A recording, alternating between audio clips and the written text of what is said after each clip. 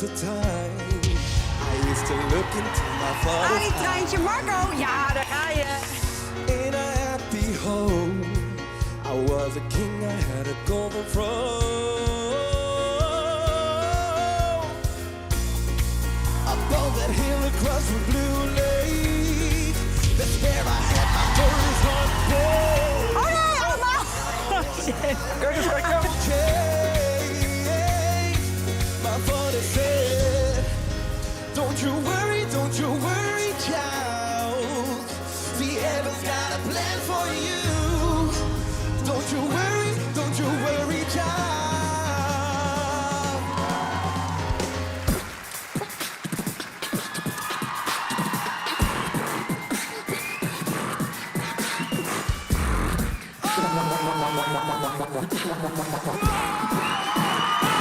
Let's go! Above that hill across the blue lake, that's where I had my first heartbreak. And now I wonder how it all changed. My father said, don't you worry, child. The heaven's got a plan for you. Yes. Don't you worry, child. Heaven's got a plan for me.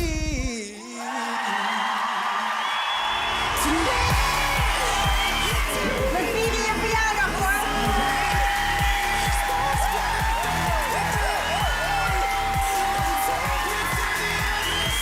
Dankjewel.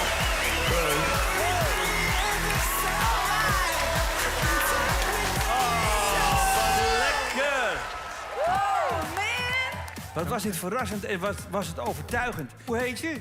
Ik heet Jarno Ibarra. Mag ik vragen, wat zoek jij nou in een coach? Nou, wat ik zoek... kijk, dat beatboxen wat jullie hoorden... dat is iets wat voor mij net zoveel passie met zich meedraagt als het zingen. Ik wil dat graag samenbrengen, zowel live als op een plaat. En ik heb daar superveel ideeën over. Maar ik ben eigenlijk heel benieuwd, hoe jullie dat voor je zien. Dus, ja.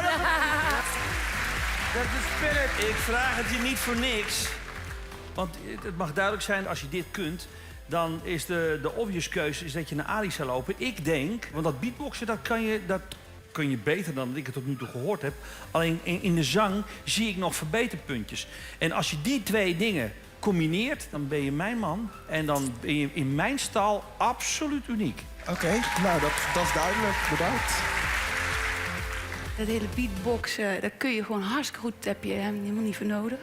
Maar ja, ik vind je helemaal te gek. Ik zou echt super tof vinden als je bij mijn team kwam. Ik wil het heel graag. Wauw. Oké, Ja. thanks. Jarno, je hoort dat mijn collega's in hun commentaar elke keer refereren naar mij. Dat is niet zomaar. Ik zal je zeggen, ik was van de week onderweg naar Groningen. En ik was al een beetje aan het slapen, want het was echt een lange rit. En mijn broer, dus mijn chauffeur, die rijdt. En terwijl ik gewoon lekker zo lig te slapen, zo een beetje lekker ontspannen... trapt hij keihard op de rem en zegt hij, hey, wat is dat? En hij wijst naar buiten, naar een weiland... en ik zie een paar koeien. Tussen die koeien, en het regende, zat een kameel. Een kameel in een weiland, terwijl het regent. Dus hij was ook een natte kameel in een weiland. Wat ik probeer te zeggen, als het gewoon een koe was... dan had hij doorgereden. Weet je? En ik wil niet... ik wil niet zeggen dat jij een kameel bent. Nee, joh. Ik vind het wel iets. Maar wat ik wil zeggen is dat jij dus datzelfde effect hebt. Jij bent de moeite waard om keihard op die rem te trappen... en te zeggen, hé, wat is dat? Maar je hebt ook een missie. Want jij wilt een kameel in de regen zijn tussen de koeien. Hey. Ja, Ali heeft hem binnen. Iedere coach hier in de rij heeft iets anders te bieden. Het gras is voor mijn voeten weggemaaid. We zijn er allemaal over... Komt door al die koeien. Ja. Maar weet je, ja, ik zou het ook heel graag met je aangaan. Maar zoek het huis waar jij echt het liefst in wil wonen de komende weken. Want je moet het beste uit jezelf halen. Oké, dankjewel. Ja, wat ik ook voor mezelf weet, wat Marco net zegt... het vocaal valt er nog veel winst bij me te halen, zeker op het moment. Dus ik wil ook graag een coach die mij echt met vocale dingen kan helpen. En niet alleen iemand die me het verschil tussen een koe en een kameel kan uitleggen. Met alle respect. Met alle respect, hè? Dat meen ik. Maar eigen schuld, dikke 2 bulten. Als je niet voor mij kiest. Het is echt... Jarno, kies voor jezelf. Kies voor jezelf. Ja, volg je hart. Volg je hart.